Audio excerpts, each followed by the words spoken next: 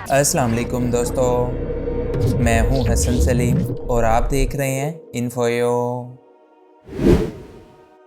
19वीं सदी के आखिर में जब दुनिया भर में बहुत सारे नए मज़ाहिब जन्म ले रहे थे, वहीं ईरान में भी इसी तरह का एक बातिल मज़हब वजूद में आया जिसके पैरोकारों की तादाद मौजूदा दौर में 1 करोड़ से भी ज़्यादा हो चुकी है। इस मज़हब का नाम बहाइयत है, जबकि इसके मानने वालों को बहाई कहा जाता है। बहाई मज़हब का ऐलान साल 1863 के लगभग किया गया। इनकी मुक़द्दस किताब को किताब अक़दस कहा जाता है, जिसका मतलब नूर का रास्ता है।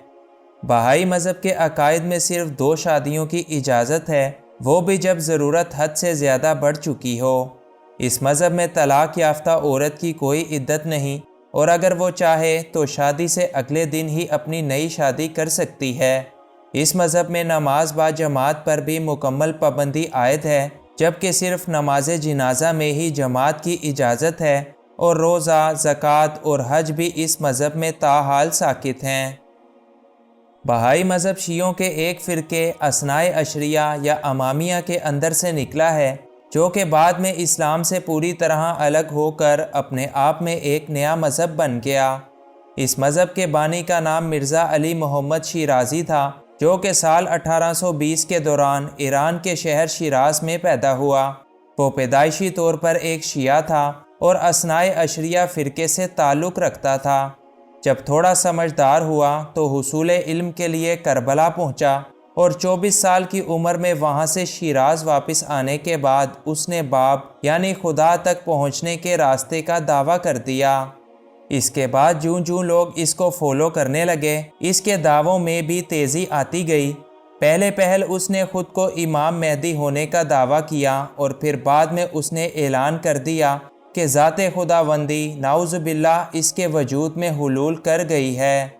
उसने अपने दीन से जन्नत और जहन्नुम का वजूद ख़त्म कर दिया, और बाद में मुख्तलिफ़ मज़ाहिब के अपनी मर्ज़ी के अकायद और नज़रियात को अपने इस नए दीन में शामिल कर लिया। मिर्ज़ा अली मोहम्मद शिराज़ी नामी इस शख्स का लक़ब चूँकि बाब था, इसलिए इसके मानने वालों को बाबी कहकर पुकारा जाने लगा। इसके बाद शिया और सुन्नी उलमा इकराम ने इसके गलत अकायद और बातों की मुखालफत शुरू की, तो ये लोगों को इन्हीं उलमा इकराम को लालची और धोखेबाज कहकर इनसे मुखालफत करने लगा। जल्द ही ये शख्स और इसके अजीब व गरीब अकायद और नज़रियात ईरान हुकूमत की नज़रों में आ गए, जिसके बाद इसे शहर के चौराहे में लाकर गोली मारकर कत्ल कर दिया गया।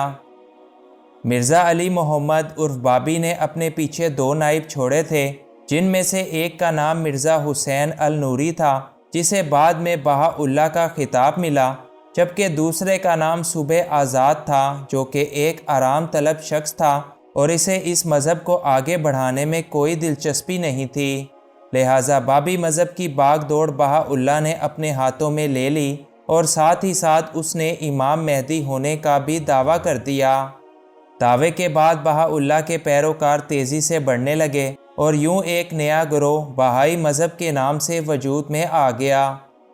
बहाउल्लाह का दावा था कि इसका ये मज़हब इस्लाम से बिल्कुल अलग और एक बेहतर मज़हब है, और बहाउल्लाह ने अपने झूठे दावों में अपने उस्ताद बाब को भी कहीं पीछे छोड़ दिया।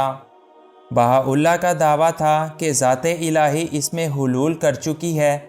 वो अपनी की गई बातों को कलामुल्लाह का नाम देता, और मुस्तकबिल में होने वाली पेशगोइयों के बारे में भी लोगों को पहले से ही बता दिया करता था।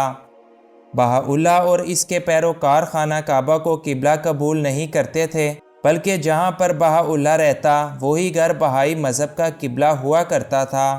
जब कभी बहाउल्लाह अपनी रिहाइश तब्दील करता तो पूरे बहाई मज़हब का किबला खुद ब खुद तब्दील हो जाया करता था।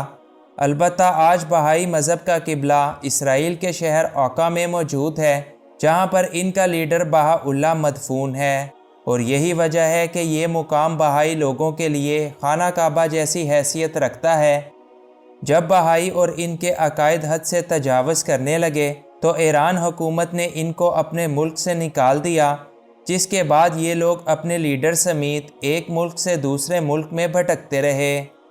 बहाउल्लाह के मरने के बाद इस मज़हब का सरबराह इसका बेटा बना, لیکن اس مذہب کو اصل سربلندی بہاءاللہ کے پوتے کے دور میں ملی، جس نے اس مذہب کو پوری دنیا تک پھیلایا، اور 1950 کی دہائی تک بہائی مذہب دنیا کے تقریباً ہر حصے تک پھیل چکا تھا۔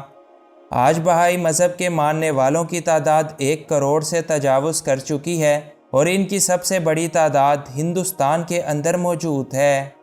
بہائی مذہب کے ماننے والے آج بھی یہ یقین رکھتے ہیں کہ نعوذ باللہ خدا انسانوں میں حلول کر سکتا ہے، اور یہ سلسلہ آج بھی جاری ہے اور آنے والے وقتوں میں بھی ایسے ہی جاری رہے گا۔